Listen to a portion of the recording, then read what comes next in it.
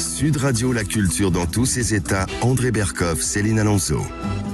Qui a eu cette idée folle un jour d'inventer l'école? Qui a eu cette idée folle un jour d'inventer l'école? C'est ce sacré Charlemagne, sacré Charlemagne.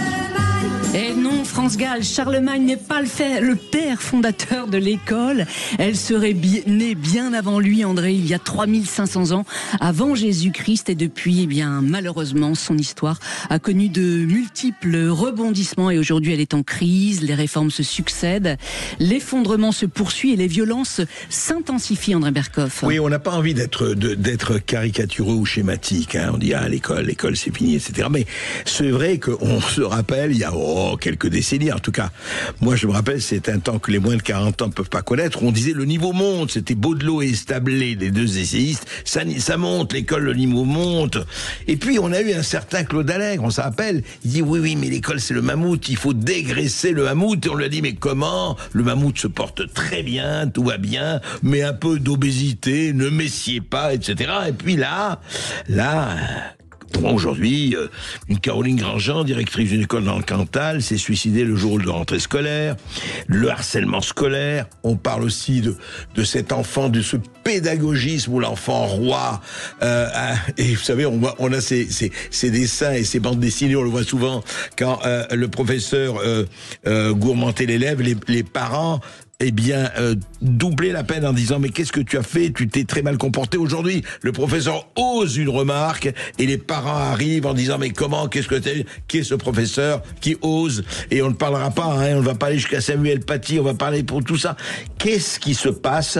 Et justement, Joachim Le Floch-Imad a enquêté pendant 2 ans sur le déclin de l'école et il dit main basse sur l'éducation nationale, enquête sur un suicide assisté. Vous imaginez qu'on est au temps, et effectivement, et on ne peut pas le démentir. Qu'est-ce que ça veut dire suicide assisté? Céline, on va en parler avec lui. Et oui, on va surtout Quels sont ces mécanismes? Et on parlera aussi du harcèlement scolaire qui touche de nombreux élèves en France chaque année. Christine Kelly, qui en a été victime à l'âge de 12 ans, André, publie un livre bouleversant, un livre poignant, dans lequel elle raconte effectivement comment elle a été brisée par ce drame et surtout comment elle a réussi à faire de ses forces une blessure. Elle sera avec nous dans un instant sur Sud Radio. Alors restez sur notre antenne. 2 témoignages poignants à suivre dans un instant. Rosa, rosé, rosé, rosas, rosa, rosis, rosis. C'est le plus vieux tango du monde, celui que les têtes blondes annonnent comme une ronde en apprenant leur latin. Eh oui, mais malheureusement, André Berkoff, peu d'élèves aujourd'hui apprennent ce fameux tango, car l'apprentissage du latin n'est qu'une option. Une option de moins en moins suivie. Exactement, malheureusement, parce que ça aide effectivement à l'apprentissage du français. André, bonjour à vous, Joachim Le Floch-Imad. Bonjour et merci pour votre invitation. Bienvenue sur Sud Radio. Alors vous êtes enseignant et vous publiez Main basse sur l'éducation nationale, enquête sur un suicide assisté aux éditions du Cerf. Alors premièrement, la photo de couverture de votre ouvrage m'a vraiment interpellée. Elle représente une salle de classe qui est totalement dévastée. Est-ce une image réelle ou c'est l'IA ? J'aurais vraiment aimé vous répondre qu'il s'agit d'une intelligence artificielle, mais l'image est malheureusement bel et bien réelle. Il s'agit d'une école qui a été prise pour cible, qui a été brûlée par 2 mineurs de 15 ans dans la banlieue de Lyon, à mes yeux plus précisément, au moment des législatives 2024.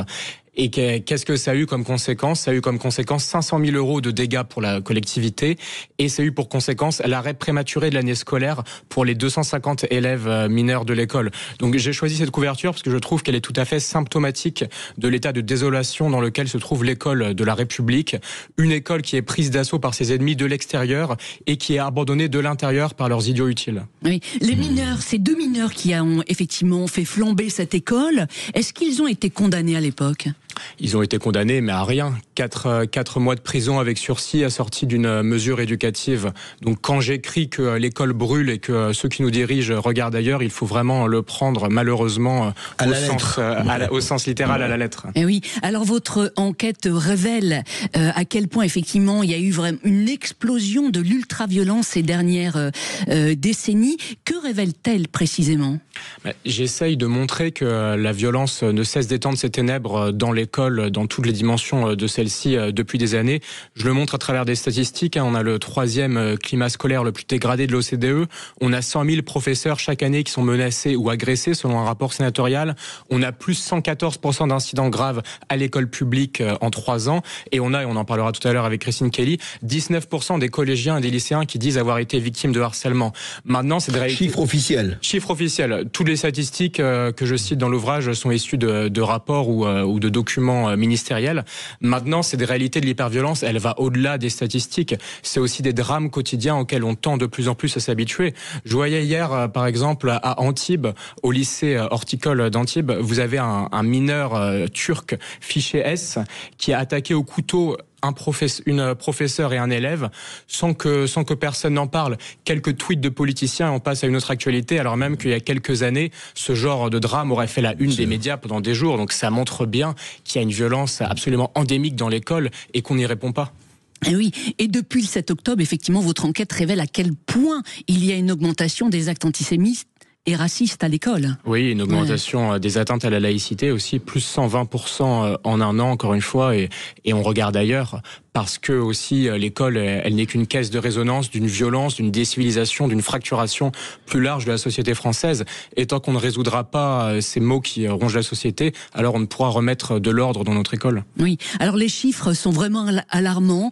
Au fil effectivement des pages de votre livre, on s'en aperçoit et ça effraie. Et ce qui est terrible, c'est que vous dites que certains experts officiels sont vraiment dans le déni. J'ai le sentiment, si vous voulez, que l'éducation nationale regorge d'experts qui sont à la réalité, à la vérité, ce que Lysenko était en son temps à la science. Je cite Lysenko, je rappelle, un scientifique soviétique qui disait que la science, c'est suivre Staline et les bolcheviks, et évidemment qui était un faux scientifique, et malheureusement des générations entières ont subi le joug de cette fausse science. Vous avez raison de le rappeler, parce que l'éducation nationale, elle regorge de gens qui en permanence édulcorent la réalité, qui expliquent aux professeurs qu'ils ont tort de voir ce qu'ils voient et que ce qu'ils vivent n'existe pas. Je cite les propos d'Éric de Barbieux, un expert en sciences de l'éducation, qui a été sous Najat Vallaud-Belkacem entre 2012 et 2016, délégué interministériel à la lutte contre la violence. Et ce monsieur nous expliquait il y a peu dans Le Monde que toutes les enquêtes, je cite, montrent qu'il n'y a pas d'augmentation du nombre de victimes. Maintenant, je le crains, ce déni va au-delà des seuls experts. C'est aussi la classe politique. Parce que je rappelle dans l'ouvrage des propos tenus par Édouard Philippe en 2018, en plein Conseil des ministres, qui disait « Je ne suis pas sûr que ce soit plus violent aujourd'hui et je ne suis pas sûr qu'il y ait une demande d'autorité ». Ça va être aussi Madame la ministre Elisabeth Borne, qui il y a quelques mois encore, en juin, disait qu'il ne fallait pas légiférer à chaud ou sous le coup de l'émotion. Ouais. Au même moment où on avait la mère d'Elias sur les plateaux télé qui pleurait la mort de son fils tué à la sortie de son entraînement de foot en plein Paris, à coups de machette pour une simple histoire de vol de téléphone. Alors je sais que l'empathie n'est pas le point fort d'Elisabeth Borne, mais je me demande quand même si elle aurait le courage, le cran de dire ce qu'elle a dit les yeux dans les yeux face à la mère d'Elias. Oui. Quel est le profil des auteurs de ces violences et n'y a-t-il pas une responsabilité croissante des familles ? Alors, ce qu'il faut noter, c'est qu'il y a une aggravation en nombre et en conséquences humaines des violences commises par les mineurs. Jean-Pierre Chevènement, en 1999, avait déjà parlé du phénomène des sauvageons. Alors, tout le monde lui était tombé dessus à l'époque. On l'avait traité de national-républicain dans Le Monde pour avoir dit la vérité. Sauf que depuis, l'histoire lui a donné raison et tout s'est aggravé. Puisque aujourd'hui, si on compare aux années 1990, on a 2 fois plus de mineurs mis en cause par les services de sécurité. 2 fois plus. 2 fois plus. Ouais. Et j'explique dans le livre qu'on a même, c'est arrivé l'an dernier, je cite des actualités éducatives, mais des garçons de 7 ans, de 8 ans, qui viennent avec des couteaux à l'école pour s'en prendre à leurs camarades ou à leurs professeurs. Et à ce rajeunissement de la violence s'ajoute une immixtion croissante des familles dans l'école, avec des pressions sur les enseignements, des menaces à l'endroit de professeurs et parfois des agressions, puisque dans l'école publique, 30% des incidents graves sont le fait des familles. Et on ne rappellera jamais assez que l'engrenage qui a abouti à la décapitation de Samuel Paty a commencé par l'immixtion d'un père de famille qui a jeté en pâture Samuel Paty sur les réseaux sociaux, qui a ensuite été laissé seul pendant 11 jours par le ministère. Oui. Et n'oublions pas qu'il a été assassiné par quelqu'un, décapité par quelqu'un qui ne le connaissait pas, qui a dû demander à des élèves qui c'est ce type, et voilà. À partir de mensonges, parce que rien n'était vrai dans la version initiale de sa fille. Oui. Et ce qui est terrible, il faut le souligner, c'est que la réponse de la justice n'a pas évolué. Non, ni celle de l'éducation nationale. Non, il règne dans la justice et dans l'éducation nationale une culture de l'excuse, de la naïveté, de la permissivité. La justice vit toujours sur la philosophie hyper laxiste de l'ordonnance des mineurs de 1945, alors qu'un mineur en 2025, et c'est une évidence, ce n'est pas un mineur de 1945, énormément de choses se sont passées depuis. Il y a une déstructuration anthropologique qui frappe une grande partie de la jeunesse de France, et nous on continue de répondre par toujours plus de laxisme, alors même qu'on pourrait imaginer des solutions draconiennes, et j'en donne quelques-unes dans l'ouvrage. Par exemple, je pense qu'on gagnerait à développer les centres éducatifs fermés, à abaisser l'âge de la majorité pénale, à revenir sur l'excuse de minorité, mais tout ça on ne le fait pas, encore une fois, parce que la classe politique regarde ailleurs. Et oui, et dans votre livre, vous soulignez effectivement que la problématique aussi des familles se vérifie sur le terrain de l'offensive islamique dans les écoles. Faire une pâtie, dites-vous, est devenu une menace banale. C'est alarmant. Mais est-ce que c'est vraiment répandu, se faire une pâtie, je vais te faire une pâtie, etc. C'est vraiment répandu. C'est très courant, ça fait 10 ans que je suis les actualités éducatives et je n'ai jamais vu passer à cette fréquence une telle menace. Donc vous avez d'un côté les syndicats de l'éducation nationale qui fustigent une prétendue islamophobie scolaire, et de l'autre vous avez une réalité de l'entrisme islamiste qui sévit avec toujours plus de vigueur. Alors ça va être de manière frontale. Par exemple, la semaine dernière en Sarthe, vous avez un mineur proche de Daesh qui a voulu cibler des établissements scolaires, mais le plus souvent cette offensive islamiste, elle va se dérouler à bas bruit. Donc ça va être ces 1000 mineurs fichés S dans l'éducation nationale dont personne ne sait quoi faire. Ça va être des contestations d'enseignement toujours plus fréquentes.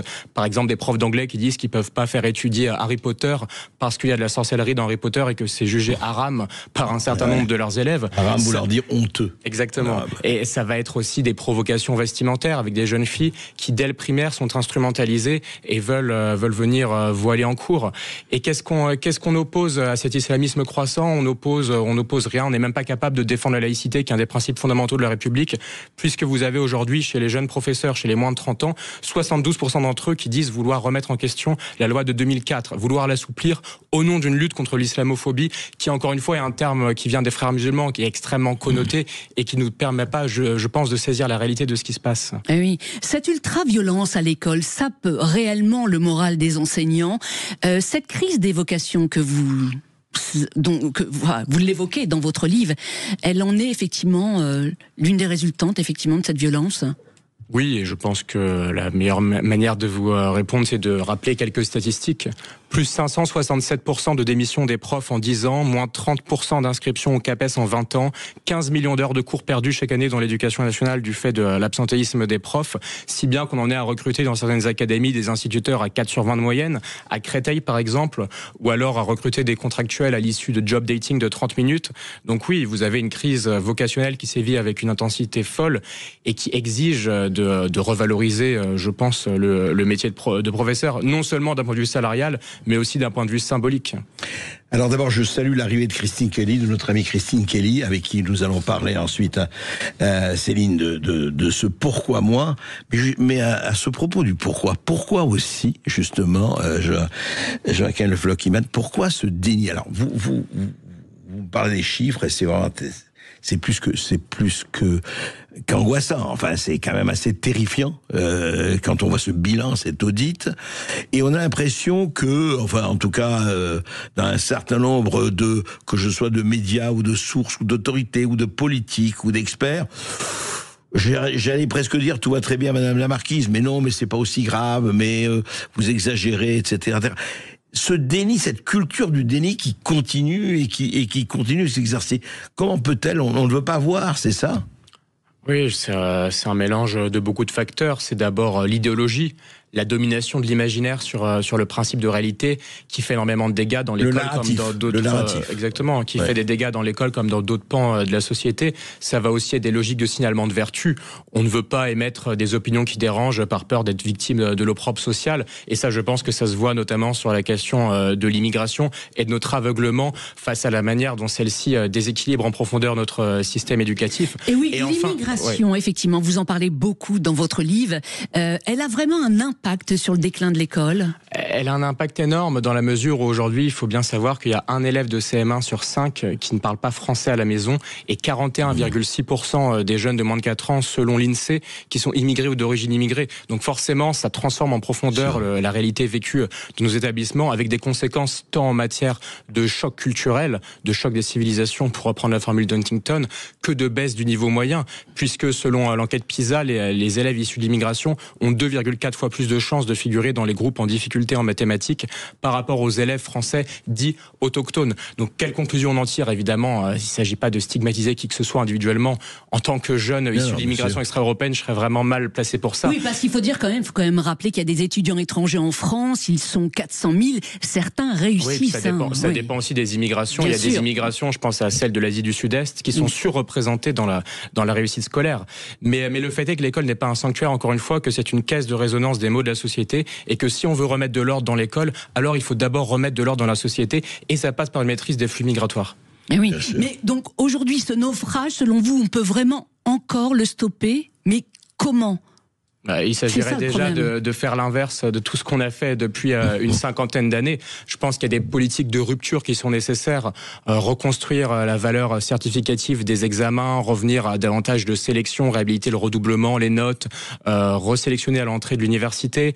Il faut remettre l'accent sur les matières fondamentales au détriment des enseignements dits périphériques, au détriment des sciences de l'éducation. Sur la chronologie, dans l'histoire, oui, etc., alors ça, on l'a déjà un peu fait dans les programmes du lycée, mais il faut continuer à le faire, notamment en primaire et au collège. Il y a beaucoup de laisser-aller sur les programmes. Il faut vraiment revaloriser nos professeurs, mieux les soutenir. Mais toutes ces politiques publiques de rupture que j'appelle de mes voeux, elles ne seront possibles que si le politique, demain, se décide à reprendre la main sur un État profond qui souvent défie frontalement l'autorité du ministre et qui systématiquement édulcore les réformes. Et je propose un certain nombre de mesures, un vrai programme de gouvernement dans le livre, pour qu'on aille dans ce sens dans le livre. Mais encore une fois, oui, je crois que l'école n'est pas foutue, qu'on peut s'en sortir, mais ça implique des politiques de rupture et ça implique de ne pas céder à la résignation. Il n'y aurait rien de pire que de s'abandonner au renoncement. Mais ça implique surtout, Joachim Floquima, une rupture avec le pédagogisme. Oui. C'est la philosophie des sciences de l'éducation qui a émergé au tournant du XXe siècle et qui a explosé au moment de mai 68.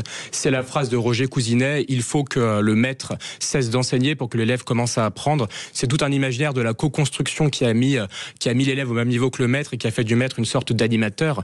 Et je crois que l'heure est venue de rompre avec ça, non seulement en discours, mais surtout en acte. Et on en est encore très loin, puisque je l'explique dans mon livre, mais le pédagogisme, il reste archi-dominant à absolument tous les échelons de l'éducation nationale, tant en administration centrale que dans les rectorats et surtout dans les INSPE où on forme les professeurs, où on leur apprend à ne rien apprendre à leurs élèves. Oui, apprendre à ne rien apprendre. Et oui, Joachim Le Floch-Imad. On va continuer de parler de cette crise de l'école dans un instant sur Sud Radio. Et on va surtout recevoir Christine Kelly. On est vraiment très heureux avec André de la recevoir aujourd'hui. On va parler avec Christine d'un fléau qui touche de nombreux élèves, à savoir le harcèlement scolaire. Christine en a été victime à l'âge de 12 ans. Elle vient de sortir un livre poignant dans lequel elle raconte son histoire et surtout comment elle a réussi à se reconstruire et à faire de ses blessures une force. Restez sur l'antenne de Sud Radio pour l'écouter, pour écouter aussi Joachim. Son témoignage va vraiment vous bouleverser. Sud Radio, la culture dans tous ses états. André Berkoff, Céline Alonso.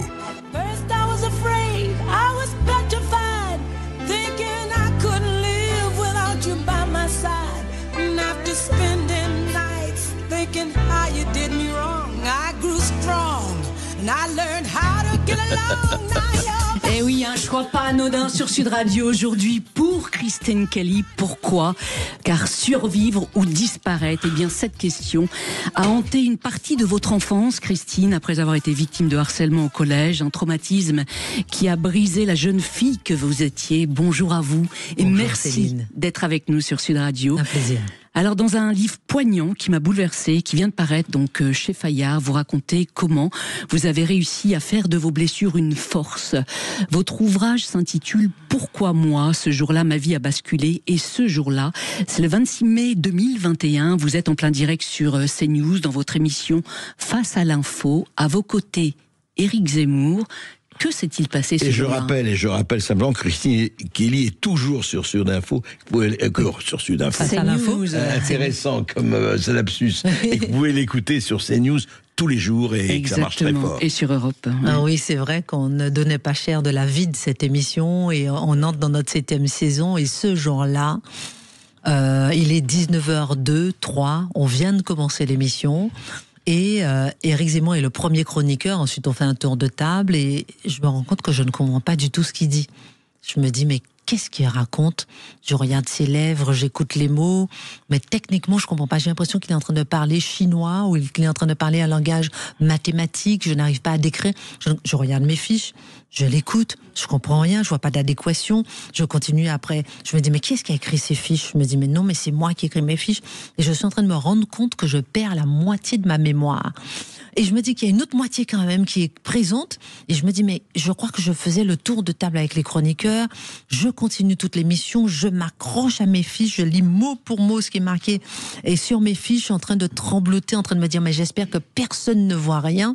Et jusqu'à la fin de l'émission, personne n'a rien vu.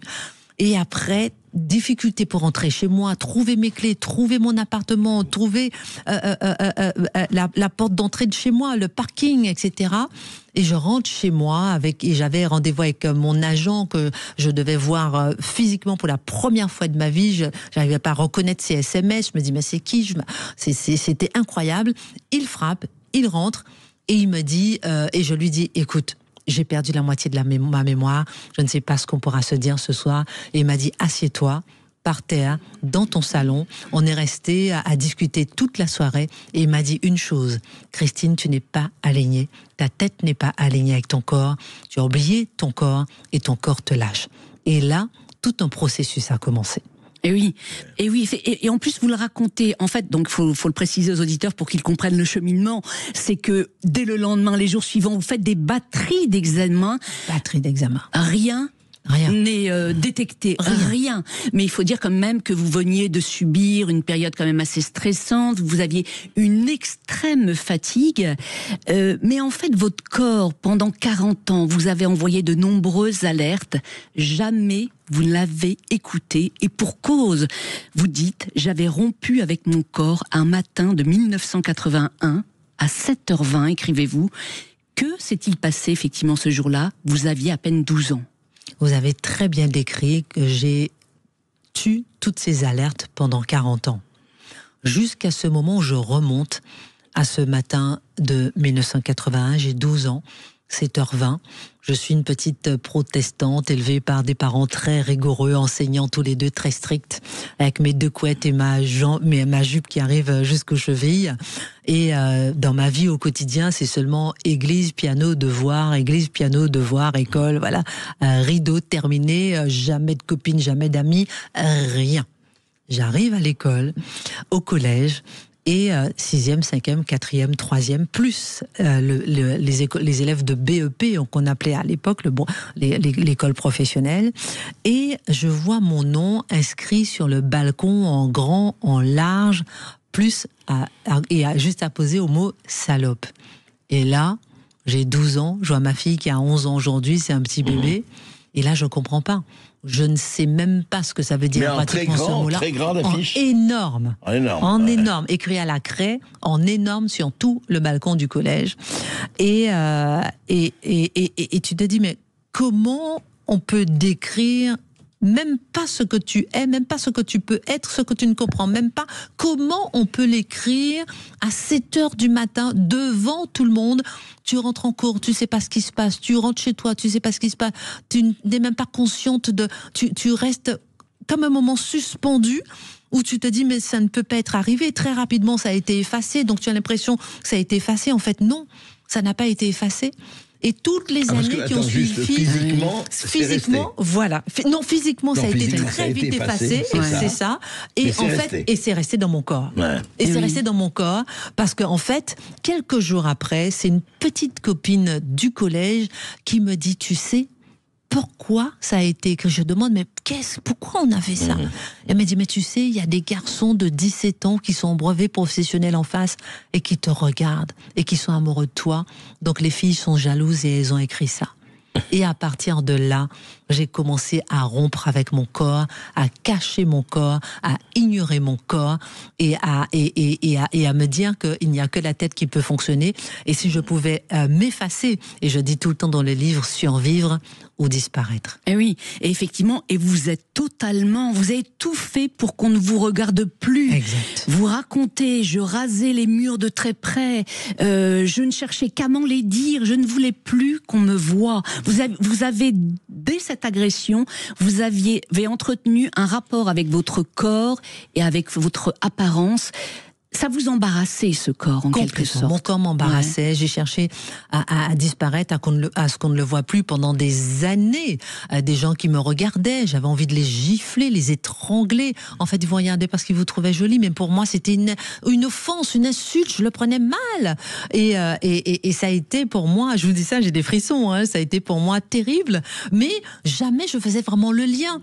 Alors après, je raconte dans le livre, j'ai eu plusieurs petites alertes comme ça. J'ai eu par exemple ma mère aussi qui m'a dit au moment où j'avais 12 ans aussi à peu près, attends, on te regarde un petit peu trop dans la rue, maman ne va plus t'emmener faire les courses avec elle parce qu'on voilà, on se retourne sur toi, etc. Donc pour me protéger, mes parents m'ont presque interdit de sortir de la maison. Pourquoi? Parce que ce corps était aussi devenu embarrassant et gênait. Donc mon apparence qui ne reflétait en rien ma réalité, en rien qui j'étais, me trompait et donnait une mauvaise image de moi, en tout cas une image qui ne correspondait pas du tout à qui je suis vraiment. Et j'ai voulu témoigner dans le livre parce que c'est incroyable de faire finalement de la télévision son métier. C'est incroyable d'aller inconsciemment vers ce média, alors que finalement et de s'exposer comme oui, et voilà, il y a pas meilleur moyen pour s'exhiber comme pour se guérir. Et oui. Alors justement, effectivement, c'est étonnant ce choix parce qu'à l'époque, enfant, vous rêviez en quelque sorte de devenir enseignante comme vos parents. Et oui, comme Joachim. Christine, en quoi, effectivement, le fait d'être devant une caméra a été salvateur, on peut dire, pour vous? Alors, petit à petit, sans me rendre compte, parce que ça a été vraiment par inadvertance, par hasard que j'ai commencé la télévision, par hasard que j'ai continué. À chaque fois, j'ai voulu partir, on m'a rattrapé, mais non, rester. Bon, et jusqu'à maintenant, je suis capable de quitter la télévision. Je suis pas très attachée à l'image jusqu'à présent, mais je pense que avoir fait de la télévision petit à petit m'a obligée à m'occuper de moi, m'a obligée à m'occuper de mon apparence, et je suis arrivée jusqu'à Marc Menant, qui est avec moi au quotidien dans l'émission Face à l'info sur CNews, qui est exigeant, un hygiéniste incroyable, qui ne mange que des graines, qui fait attention à son corps, qui le matin il prend un bain froid, et il est très très très exigeant avec son corps. Il fait du sport le matin dès qu'il se réveille, 1 heure de gym, etc. Et là, il me dit, mais Christine, et ça fait 6 ans qu'il me dit, mais Christine, mais qu'est-ce que tu fais de ton corps? Mais pourquoi tu ne t'aimes pas? Mais arrête! J'ai dit, mais qu'est-ce que tu racontes? Mais arrête, Christine, tu es en train de te gâcher. Mais regarde comment tu manges. Qu'est-ce que tu manges? Qu'est-ce que tu fais à ton corps? Mais pourquoi tu t'oublies? Mais regarde ce que tu fais. Et pourtant, tu as tellement d'atouts devant. Et je dis, mais de quoi tu parles? Mais pourquoi tu... Et puis ça fait écho petit à petit à tout ce qu'on m'a dit pendant ces 40 dernières années. À quelqu'un comme Karine Le Marchand aussi. Et je raconte dans le livre qui un jour m'a dit, mais Christine, pourquoi tu as peur d'être belle? Peur d'être belle, oui. Et à quelqu'un comme Frédéric Salman, le cardiologue bien connu, il y a pas longtemps, je vais déjeuner avec lui, je m'assieds, je suis même pas encore assise, et j'ai pas vu depuis 10 ans, c'est un ami, je suis même pas encore assise, mais Christine, quand est-ce que tu vas commencer à t'aimer? Oui, parce que ce qui est terrible, envie de t'effondrer en larmes. Oui, parce que ce qui est terrible, cette agression, vous vous êtes senti coupable d'avoir été agressé, c'est terrible. Très bien résumé, coupable. Ouais.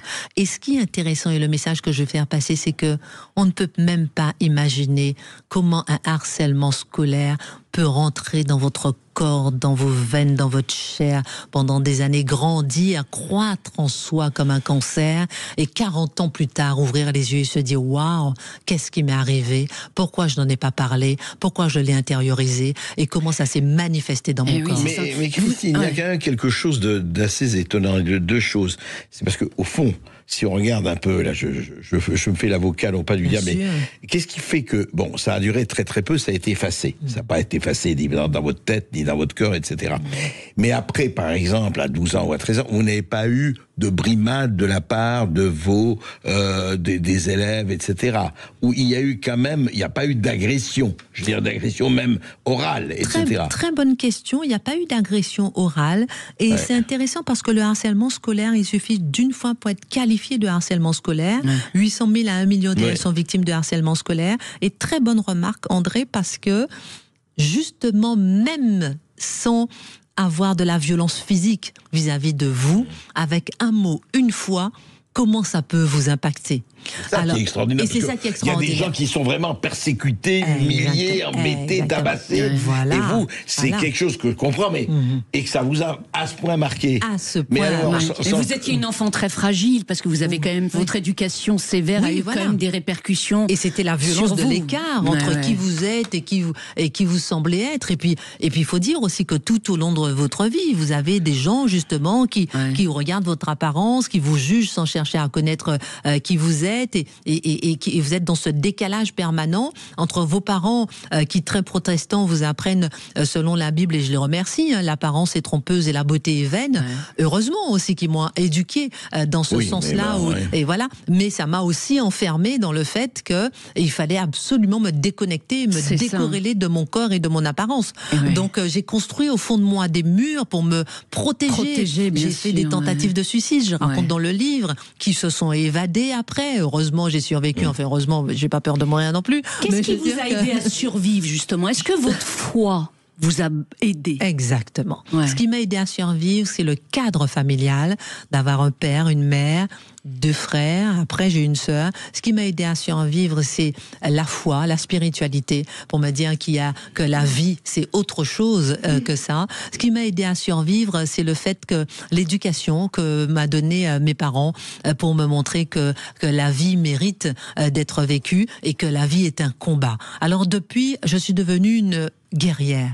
Et par exemple, je n'aurais pas fait cette émission Face à l'info avec Éric Zemmour, qui est une émission de haute lutte et de haute souffrance, si je n'avais pas vécu ce harcèlement, si je n'avais pas appris à mettre des murs autour de moi, si je n'avais pas... Donc il y a l'avantage et l'inconvénient, si je n'avais pas appris à me décorréler de mon apparence. Lorsque je vais faire cette émission Face à l'info, et on me dit que je suis avec le pire raciste du monde, et on me dit que comment une femme noire peut être avec Éric Zemmour, mais je dis, mais je m'en fiche, moi, de mon apparence et de ma couleur de peau.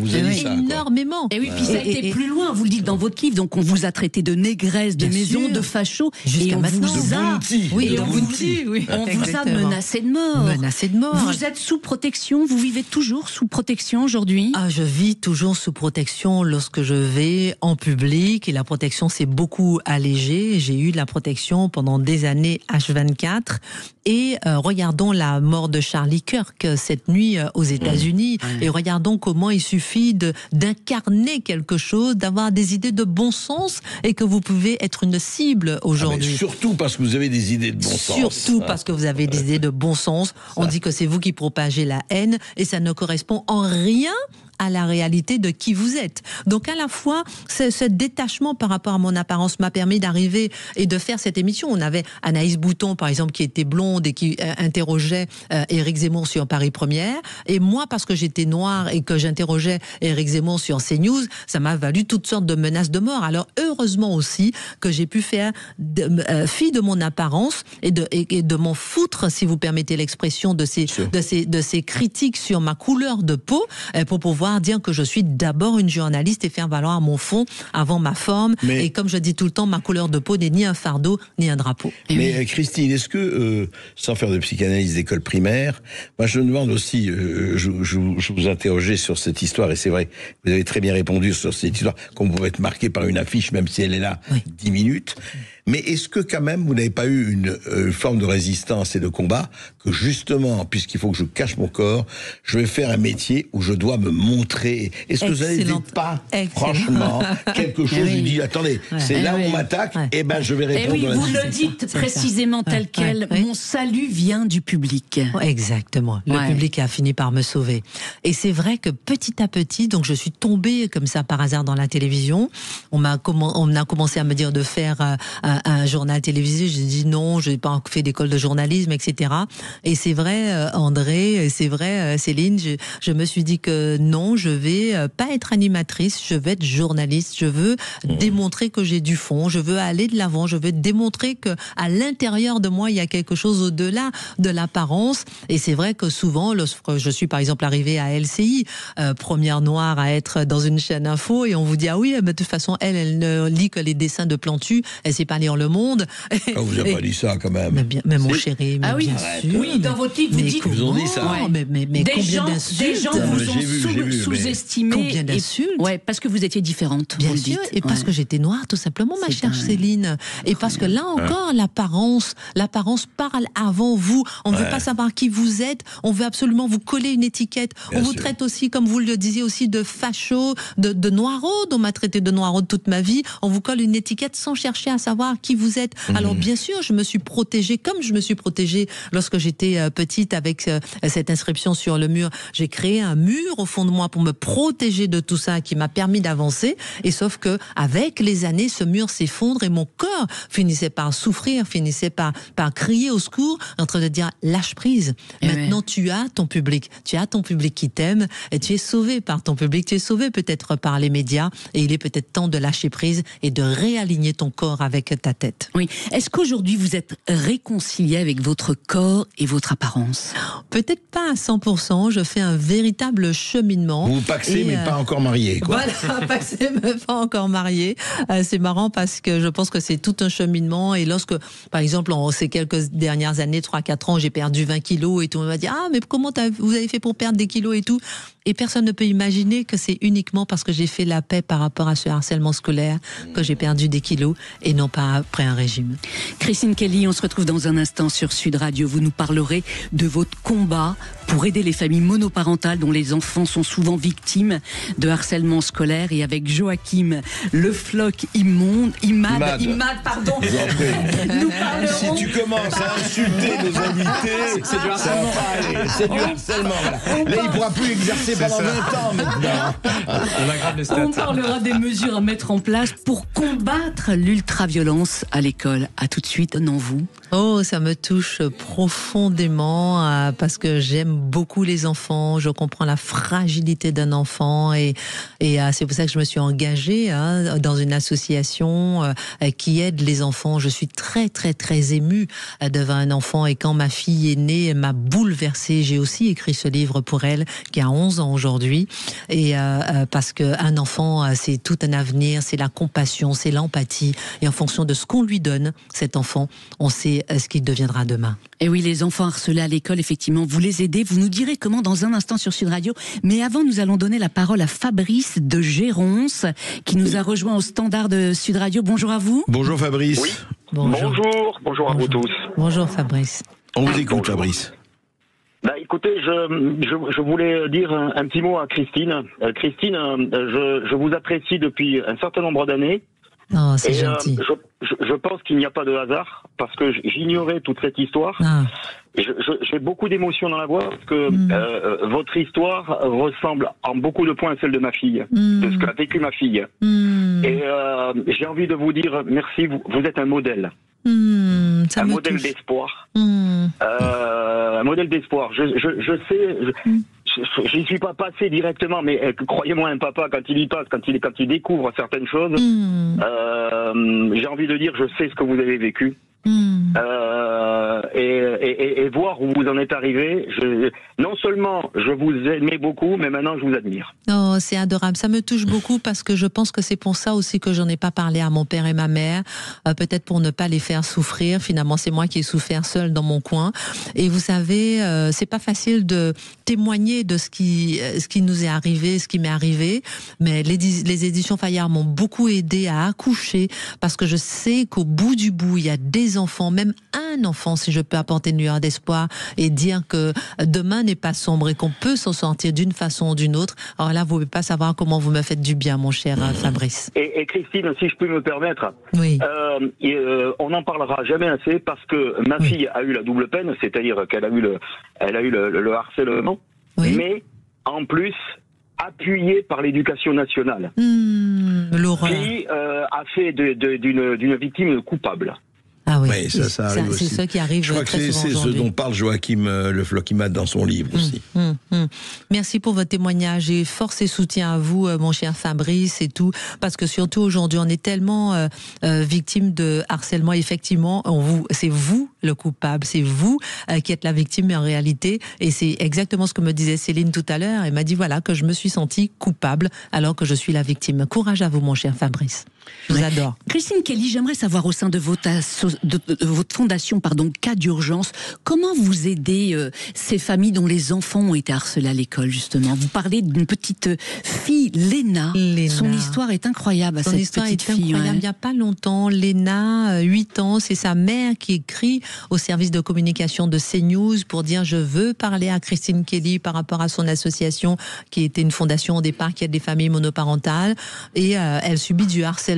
Et c'est là aussi où ça réveille tout de suite quelque chose en moi, j'en ai pas conscience, j'appelle tout de suite la maman, je lui dis quoi, qu'est-ce qui se passe, comment est-ce que je peux l'aider? Et me rendre comment cette petite Léna qui habite à Franconville a les dents cassées parce qu'elle s'est fait tabasser. C'est ce que disait André tout à l'heure, que oui, on peut être frappé, une petite fille de 8 ans, les dents cassées parce qu'elle se fait taper et qui subit le harcèlement.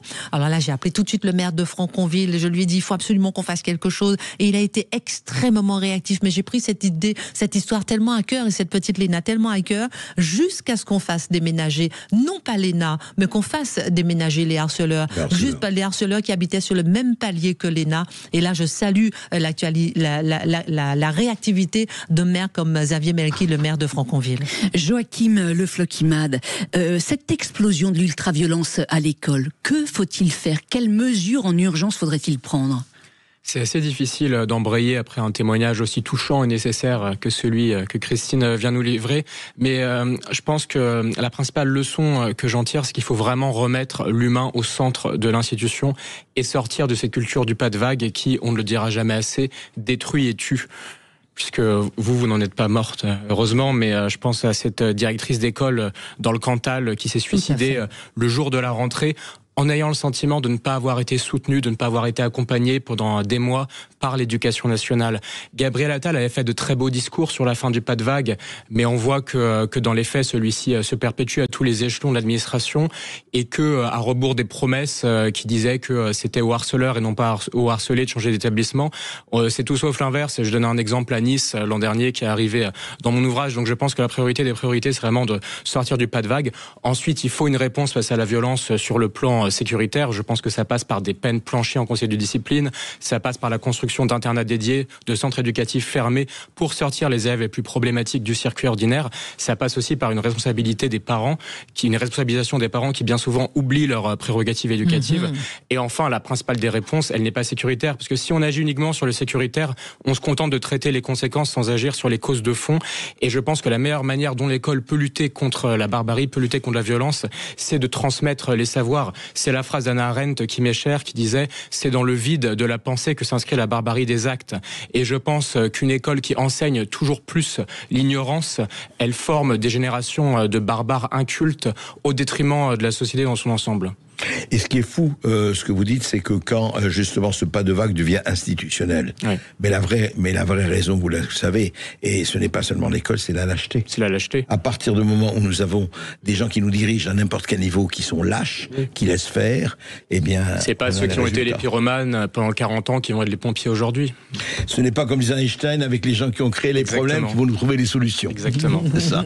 Merci à vous deux d'être venus sur Sud Radio. Merci. Christine Kelly, je rappelle que votre livre « Pourquoi moi ?» ce jour-là, ma vie a basculé est paru hier aux éditions Fayard. Joachim Le Floch-Imad, votre essai Main bas sur l'éducation nationale, enquête sur un suicide assisté, est publié aux éditions du Cerf. Tout de suite, vous retrouvez Brigitte Lahaie sur Sud Radio.